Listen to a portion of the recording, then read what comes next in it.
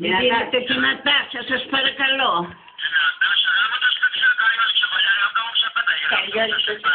Εσύ να τσακολιαστείς, εγώ θέλω να τη σου πω χρόνια πολλά. Βάτα έχει τσακολιάσει και βάτα στον κόλο σου εσύ. Άντε που βρίζεις κιόλα.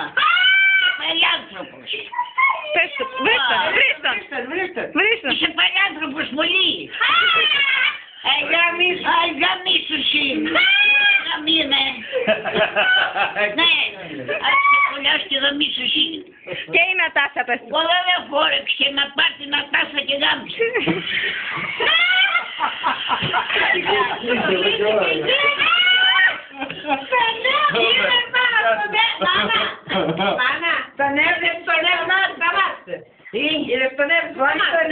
Μετά δεν ήξερε τι να σου πει. Με έβρισε και σταμάτησε. Στην αρχή έβρισε. Τώρα κάτσε μισό λεπτό τώρα.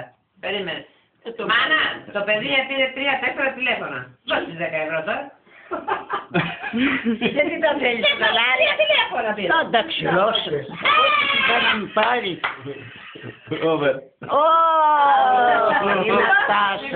Η Νατάσα γαμώτο έτσι, γαμώτο έτσι.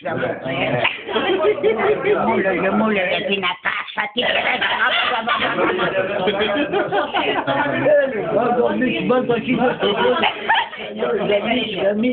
Γαμίσου εσύ παλιάνθρωπο.